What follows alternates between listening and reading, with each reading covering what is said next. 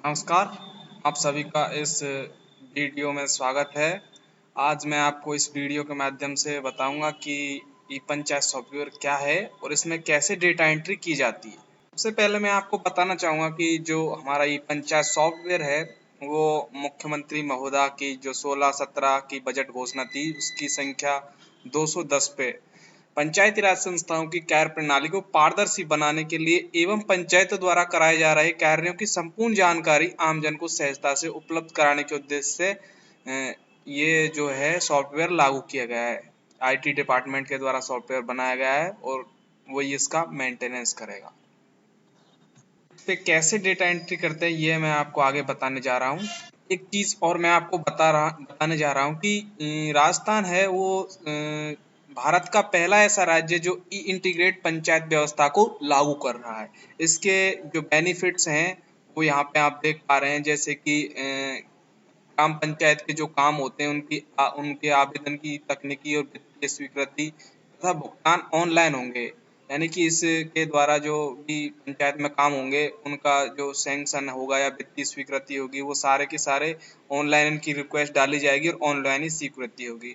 और उसके बाद में किस पंचायत को कितना फंड किस काम के लिए दिया गया है और उसने कितना खर्च कर दिया है, यानी कि पूरा का पूरा जो मैनेजमेंट है हमारे ई पंचायत सॉफ्टवेयर से ग्राम पंचायत का जो ग्राम पंचायत का जो भी है बजट वगैरह वो हम इसके द्वारा इस सॉफ्टवेयर के द्वारा मेंटेन करेंगे।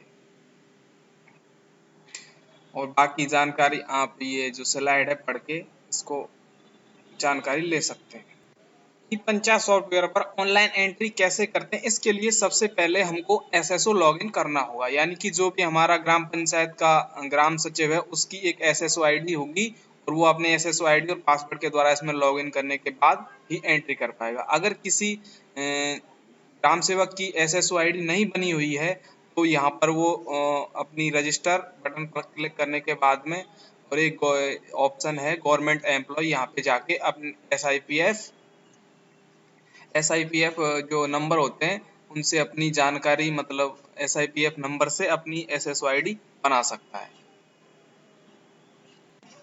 अगर किसी ग्राम सेवक को अपनी एसएसओ आईडी पता नहीं है तो वो अपनी एसएसओ आईडी एसआईपीएफ पोर्टल से अपनी जानकारी या एसएसओ आईडी है वो पोर्टल से जाके ले सकता है। एसआईपीएफ पोर्टल से अपनी जो एम्प्लॉय आईडी है वो जानने के लिए सबसे पहले हम एसआईपीएफ का पोर्टल खोलते हैं और यहाँ पे गवर्नमेंट एम्प्लॉय डेटा में जा करके और यहाँ पे गवर्नमेंट एम्प्लॉय रिपोर्ट इसके द्वारा हम अपनी एम्प्लॉय आईडी प्राप्त कर सकते हैं। एम्प्लॉय डिटेल में जाके यहाँ हम अपनी डिटेल डालेंगे, जैसे एम्प्लॉय नेम, फादर नेम और डेट ऑफ बर्थ, ये डाल के हम अपनी एसएसओ आईडी एम्प्लॉय आईडी यहाँ से हम प्राप्त कर सकते हैं। तो सबसे पहले मैंने आपको बताया कि इसके लिए एसएसओ आईडी होना जरूरी है। अगर एसएसओ आईडी नहीं बनी है तो रजिस्टर बटन में जो गवर्नमेंट एम्प्लॉय ऑप्शन आता है वहां से हम अपनी एम्प्लॉय आईडी के द्वारा एसएसओ आईडी बना सकते हैं।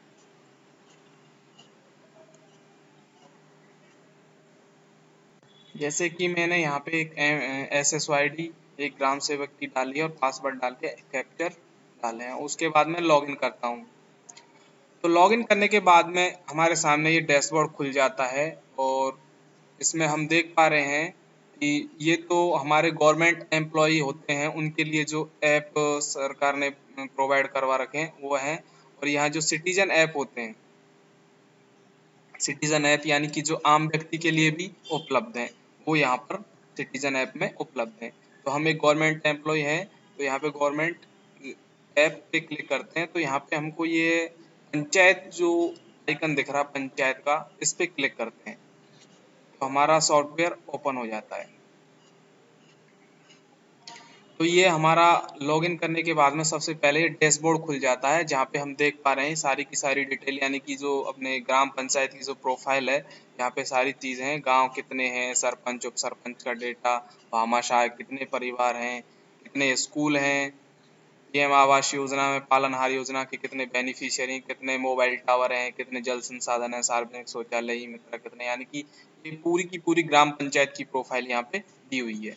इसके लिए जैसे यहाँ पे इस गांव की क्या है प्रोफाइल में जो डेटा है वो एंटर नहीं हुआ है, इसलिए यहाँ पे ये शो नहीं हो रहा है। तो ग्राम पंचायत प्रोफाइल में जाके हम संबंधित डेटा को एंटर करने के बाद में जो हमारा डेटा है वो पोर्टल पे शो हो जाएगा। जैसे यहाँ पे ग्राम पंचायत विवरण में देखते हैं हम किस चीज़ की हमको डिटेल डालनी है, उनमें से एक चीज़ सेलेक्ट करते हैं।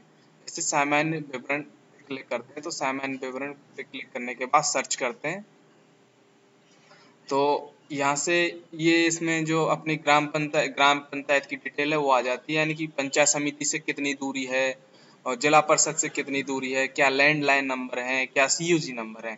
इस प्रकार से हम यहाँ जो डेटा एंटर करेंगे वो हमारे डैशबोर्ड पे क्लिक करते ही यहाँ पे एंटर करने के बाद सेव करेंगे, सेव करने के बाद डैशबोर्ड पे शो हो जाएगा। इसी प्रकार हम और कोई विवरण डालना चाहते हैं, जैसे भामाशाह कार्ड होल्डर्स का विवरण है, वो यहाँ पे सेलेक्ट करके सर्च करते हैं, तो ये हमारे सामने ऑटोमेटिक जैसे पहले से डेटा एंटर हुआ है, एंट्री किया हुआ है, इसलिए यहाँ पे ये शो हो रहा है।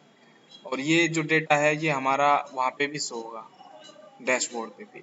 इसी प्रकार हम किसी भी मतलब पॉइंट को सेलेक्ट करके उससे संबंधित जो डेटा है वो एंटर करके डैशबोर्ड पे शो करा सकते हैं।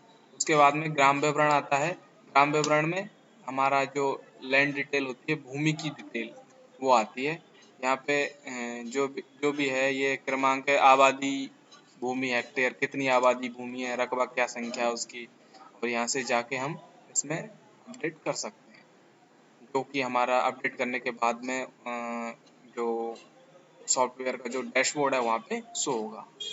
इसी प्रकार भूमि के प्रकार, किसी भूमि कितनी है, चरागाह कितनी है, स्वायत्त गोचर, जो भी है हम इसमें यहाँ पे डालने के बाद में और डैशबोर्ड पे शो करा सकते हैं। और ये संबंधित जो ग्राम पंचायत का ग्राम सेवक होगा उसको ये सारी डिटेलें अपनी एंट्री करनी होगी। उसके बाद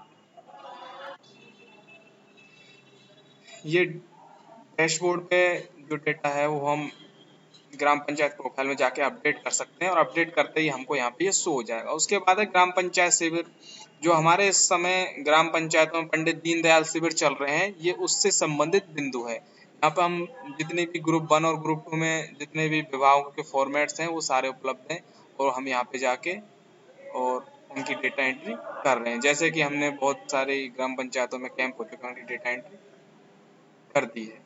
उसी प्रकार उसके बाद आता है बैंक मैनेजमेंट। बैंक मैनेजमेंट में हमको बैंक अकाउंट की, जो ग्राम पंचायत का बैंक अकाउंट है उसकी डिटेल डालनी होती है। तो सबसे पहले हमको जो जिस वित्तीय वर्ष के लिए हम बैंक अकाउंट की डिटेल डाल रहे हैं वो सेलेक्ट करते हैं। उसके बाद में यहाँ पे बैंक का नाम सेलेक्ट करते हैं, ब्रांच का IFSC कोड, अगर पता नहीं तो यहाँ से अपन पता कर सकते हैं। उसके बाद ब्रांच, यहाँ पे अपन IFSC कोड डालते ही और यहाँ पे ब्रांच ऑटोमेटिक आ जाएगी। ब्रांच का पता भी IFSC कोड डालते आ जाएगा, पिन कोड और पासबुक की छाया प्रति यहाँ से स्कैन करके हम अपलोड कर सकते हैं। उसके बाद में खाता संख्या क्या है, ग्राम पंचायत का खाता संख्या है वो क्या है, और जो प्रारंभिक शेष है, ओपनिंग बैलेंस है, वो इस जो डेट है, यानी कि जो ये 1 अप्रैल 2016 से लागू होगा ये जो है हमारा, तो इसमें इस डेट को अपन डेट सेलेक्ट करेंगे कि जो ओपनिंग बैलेंस है वो संबंधित डेट को क्या है, तो यहाँ पे हम जो भी ओपनिंग बैलेंस है हमारा यहाँ पे हम डाल सकते हैं। उसके बाद में खाते का टाइप है वो भी हम इसमें डाल सकते हैं, यानी कि जर्नल अकाउंट है या स्कीम वाइज अकाउंट है। जैसे कि ग्राम पंचायतों में एक तो स्कीम वाइज अकाउंट होते हैं कि अलग अलग स्कीमों के लिए अलग अकाउंट खुला रखें, और एक जर्नल अकाउंट जिसमें सारी स्कीमों के लिए हम पैसा एक ही अकाउंट में प्राप्त करते हैं। उसके बाद में स्कीम के आधार पर भी हम विवरण इसमें डाल सकते हैं कि कौन सी स्कीम के लिए कितना पैसा आया है और उसका क्या ओपनिंग बैलेंस है या प्रारंभिक शेष, जो पैसा हमारे पास बचा हुआ है अगली वित्तीय वर्ष के लिए क्या प्रारंभिक शेष है, यानी कि ओपनिंग बैलेंस क्या है। इसी प्रकार हम इसमें एक स्कीम ऐड करने के बाद में दूसरी स्कीम का पैसा भी अगर अपन स्कीम के आधार पर देना चाहते हैं, प्रारंभिक शेष का जो है विवरण, तो यहाँ पे ऐड मोर करके और हम दे सकते हैं। उसके बाद में सेव करने के बाद यहाँ पर ये जो है अपने रिकॉर्डों की लिस्ट बन जाएगी, और हम इस प्रकार से ओपनिंग बैलेंस की जो एंट्री है यहाँ से कर सकते हैं। उसके बाद ग्राम पंचायत प्रोफाइल में मैं आपको पहले ही बता चुका हूँ।